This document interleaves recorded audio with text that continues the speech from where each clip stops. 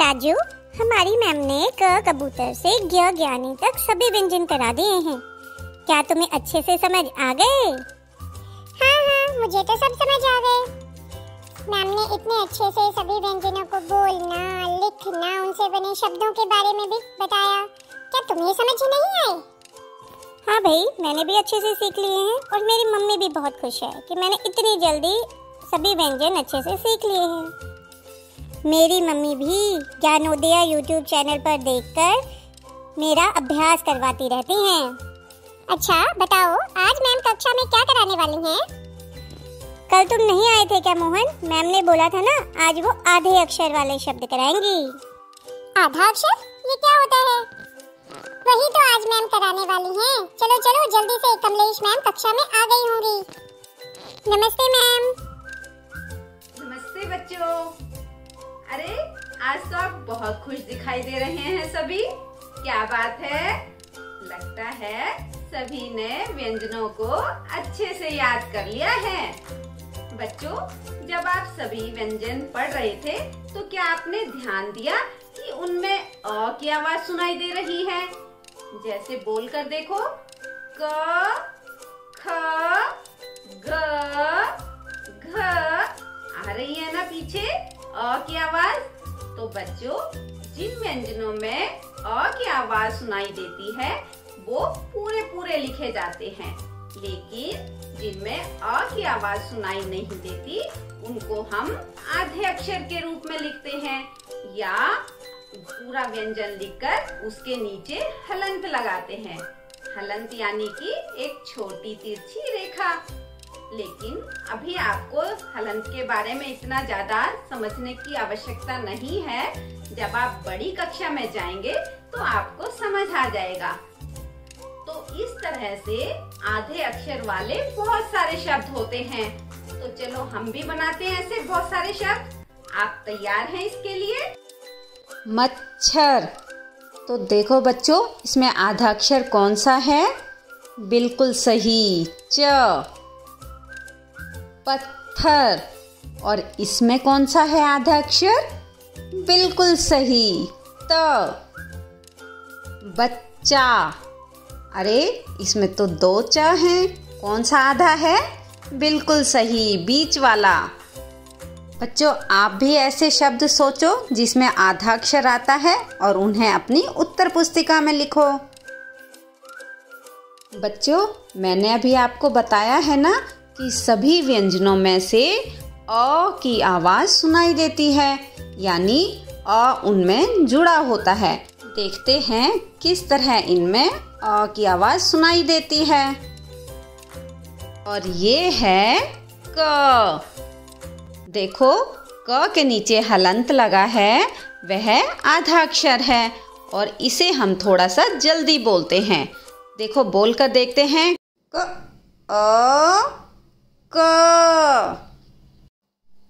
ख, अ, ख, ग, अ, ग, ग, अ, घ। और इस तरह शब्दों को लिखना सीखते हैं। क, अ, म, अ, ल, अ, कमल, कमल। और ये है न, अ, य, अ, न, अ, नयन, नयन।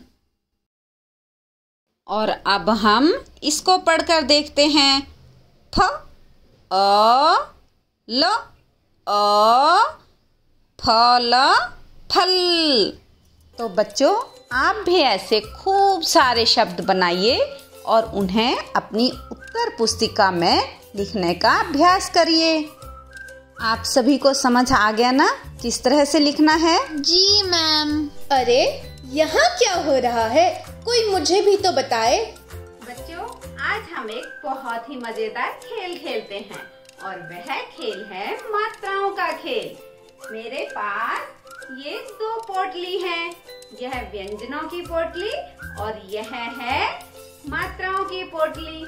तो पहले देखते हैं कि इसमें से कौन सा व्यंजन निकलता है। यह क्या है? शाबाश, क। और यह है ल। तो अगर हमने इन दोनों को मिला दिया तो कौन सा नया शब्द बन गया? कल, कल। शाबाश। और अब हम देखते हैं इसमें से कौन कौन सी मात्राएं निकलती हैं। यह कौन सी मात्रा है? शाबाश, आ की। कौन सी? आ की, जिसे बोलने के लिए मुंह को थोड़ा सा ज्यादा खोलना होता है। और यह कौन सी मात्रा है? शाबाश, बताओ। बहुत अच्छे, ई, जो कि व्यंजन के पहले लगाई जाती है और जिसे बोलने के लिए समय थोड़ा सा कम लगता है। और यह कौन सी है? बताओ। यह है ई, जिसे बोलने के लिए समय थोड़ा ज्यादा लगता है और जो व्यंजन के पीछे लगाई जाती है। और अब कौन सी है? ये है उ, जो कि व्यंजन के नीचे लगाई जाती है और जिसे बोलने के लिए समय थोड़ा सा कम लगता है। अच्छा बच्चों, एक बार ध्यान रखना कि यह सभी व्यंजनों के नीचे लगती है, लेकिन र व्यंजन के यह पीछे लगाई जाती है। और यह कौन सी मात्रा है? ऊ की, जिसे बोलने के लिए समय थोड़ा सा ज्यादा लगता है और यह भी सभी व्यंजनों के नीचे लगती है, लेकिन र के पीछे लगाई जाती है। तो अब देखते हैं इन मात्राओं से कौन कौन से शब्द बनते हैं। आओ बच्चों, अब हम शब्द बनाते हैं। क, ल, कल।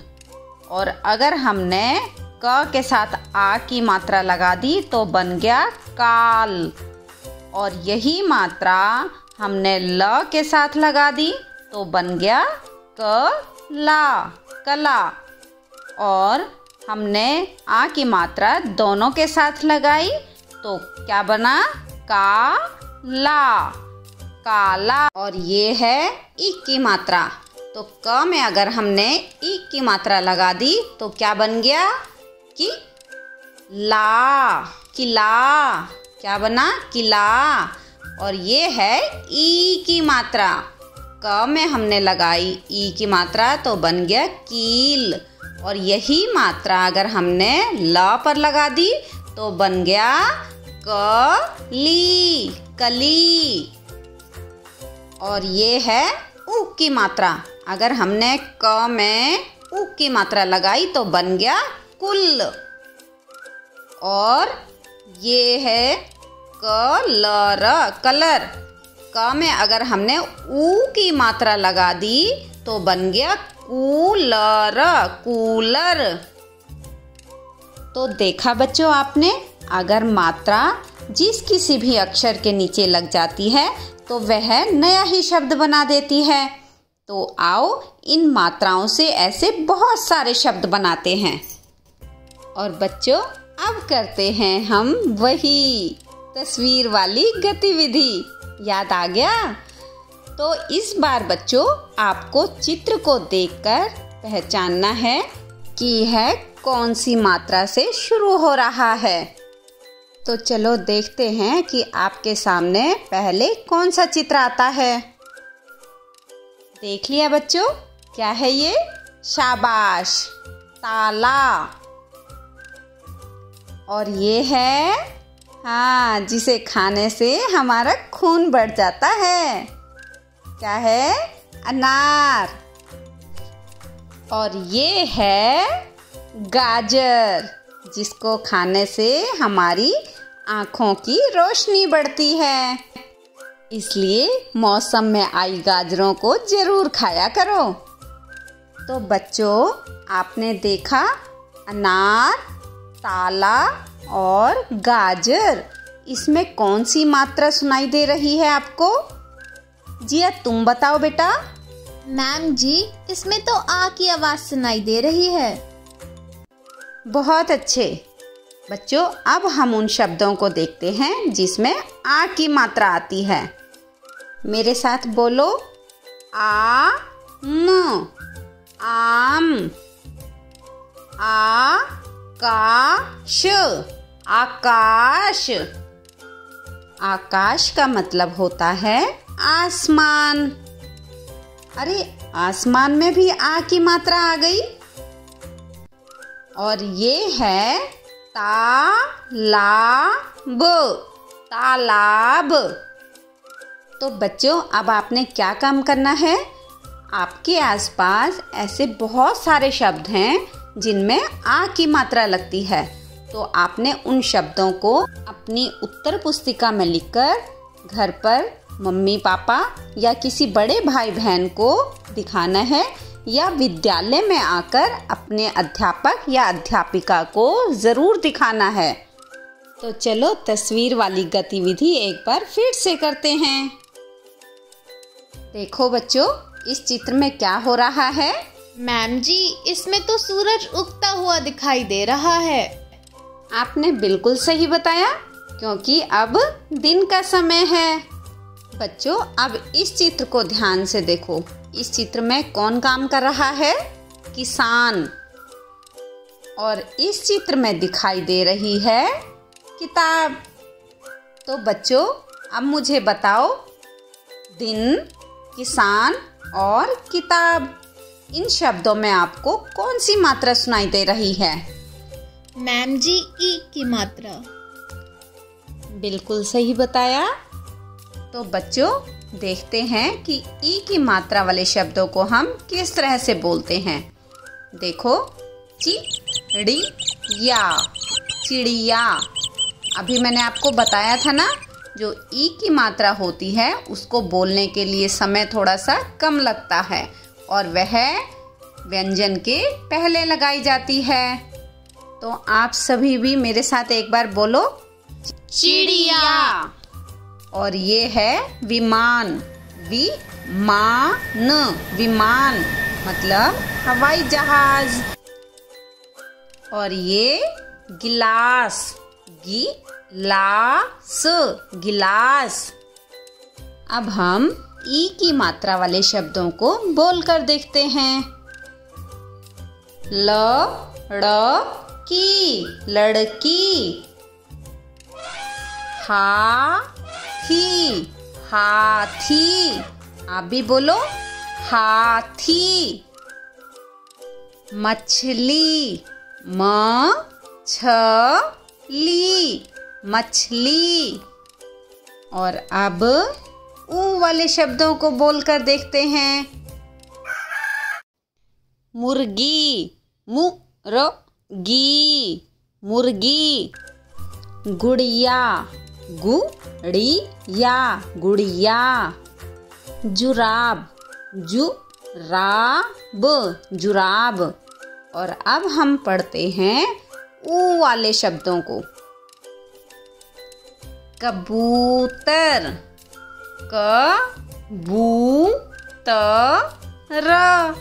कबूतर। रुमाल, रुमाल, रुमाल। जूता, जूता, जूता। बच्चों क्या हो तो नहीं रहे तुम बोर? चलो अब दिमाग पर डालें जोर। अब खेलते हैं माइंड मैपिंग का खेल। आपके सामने एक चित्र आएगा। उस चित्र को देखकर आपके दिमाग में जो कुछ भी आता है उसे तुरंत बताना है। और अब आपका समय होता है शुरू। इस चित्र को देखकर बताओ आपके दिमाग में कौन कौन से शब्द आ रहे हैं। जल्दी जल्दी बताओ। खुशबू, बगीचा, इत्र, त्योहार, शादी। और क्या बताया? मंदिर। बहुत अच्छे। और बताओ बच्चों, शाबाश। तितली और फूलों की माला। बच्चों आपने बहुत ही अच्छे शब्द बताए हैं। अगर आपको और भी शब्द दिमाग में आते हैं तो उनको अपनी उत्तर पुस्तिका में लिख लेना। और अब समय है पहले क्रियाकलाप का। इसमें आपको चित्र को देखकर सही शब्द पर गोला लगाना है। जैसे देखो, पहला चित्र है मछली का, तो कौन सा सही है, मछली या मछली? बिल्कुल सही। और इसी तरह आपको दूसरे शब्द भी करने हैं। और अब दूसरा क्रियाकलाप करते हैं। इसमें आपको चित्रों को देखकर वाक्य को पूरा करना है। यहाँ जो चित्र दिए हुए हैं उनका नाम लिखना है। जैसे राजा गाजर खाकर पाठशाला जा, तो खाली जगह पर आपको चित्रों के नाम लिखने हैं। और अब तीसरा क्रियाकलाप करते हैं। इसमें आपको दिए गई मात्राओं से बनने वाला एक एक शब्द लिखना है। जैसे खीर, चिड़िया। इसी तरह ही आपको और शब्द भी बनाने हैं।